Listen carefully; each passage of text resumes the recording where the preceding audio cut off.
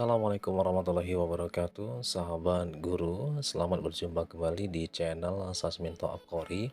Dan kali ini saya akan membagikan video mengenai tidak adanya kriteria ketuntasan minimal atau KKM di kurikulum 2022.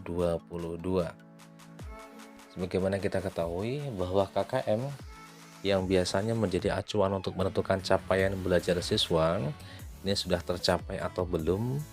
Nah, pada kurikulum 2022 ini ditiadakan. Hal ini karena ketentuan hasil belajar tidak lagi diukur dengan kriteria ketuntasan minimal atau KKM yang sifatnya bersifat kuantitatif. Pada kurikulum paradigma baru ini, asesmen formatif pada pembelajaran dilakukan untuk mengidentifikasi ketercapaian tujuan pembelajaran. Artinya bahwa guru diberikan keleluasaan dalam mengidentifikasi ketercapaian tujuan dalam pembelajaran. Tujuan pembelajaran tersebut adanya di setiap mata pelajaran, dari topik bahkan subtopik materi pelajaran, bukan di akhir semester atau di tengah semester. Pembelajaran difokuskan pada penilaian formatif.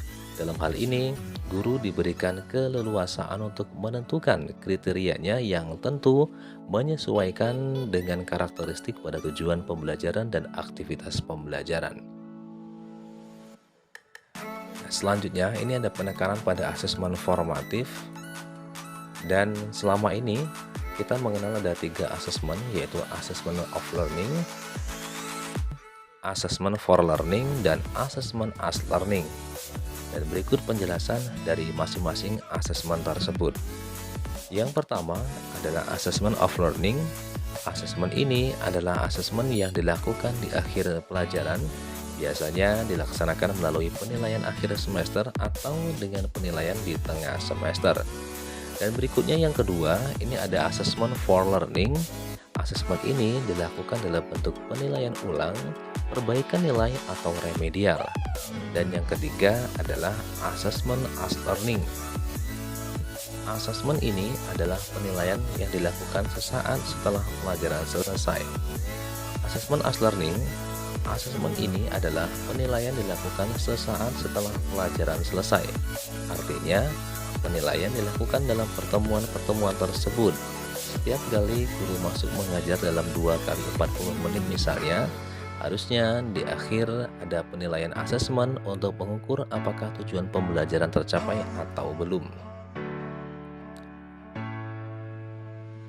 Nah, ini ada penekanan pada asesmen formatif ya, dapat dilihat dalam gambar bahwa kondisi saat ini menurut data dari Kemdikbud, mayoritas guru hanya melakukan penilaian pada asesmen of learning. Penilaian itu dilakukan hanya pada saat ulangan akhir atau ulangan tengah semester. Pada kurikulum paradigma baru ini, diharapkan pembelajaran nanti akan lebih condong ke penilaian asesmen as learning dan juga asesmen for learning. Penilaian yang dilakukan untuk mengukur ketercapaian tujuan pertemuan pada setiap pertemuan.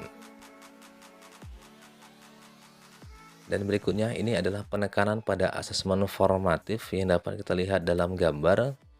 Nah, pada penilaian formatif dan sumatif bentuknya bisa bermacam-macam ya, seperti refleksi, esai, melalui poster, jurnal, atau juga bisa menggunakan tes tertulis. Selama ini mungkin mayoritas guru menggunakan tes tertulis, dapat berupa pilihan ganda, pertanyaan-pertanyaan, atau umpan balik. Nah, berikutnya dari berbagai penjelasan di atas ya, dapat kita simpulkan bahwa di kurikulum 2022 atau kurikulum paradigma baru tidak ada lagi kriteria ketuntasan minimal atau KKM karena dalam pembelajaran berfokus pada proses di penilaian formatif untuk mengukur apakah tujuan pembelajaran sudah tercapai atau belum. Nah, dengan demikian implementasi kurikulum 2022 ini dimaksudkan untuk mengubah paradigma belajar yang menitik beratkan pada nilai menjadi belajar yang menitik beratkan pada proses. Penggunaan KKM memang selalu dijadikan acuan yang diberikan di akhir semester untuk mengetahui apakah nilai yang diperoleh siswa sudah tuntas atau belum tuntas. Kemudian juga guru memiliki otoritas penuh untuk menentukan kriteria apakah tujuan tercapai atau belum, Tentunya dalam hal ini menyesuaikan dengan materi dan juga aktivitas dalam pembelajaran itu sendiri. Nah, sementara sahabat guru, demikian yang saya dapat bagikan dalam kesempatan yang baik ini.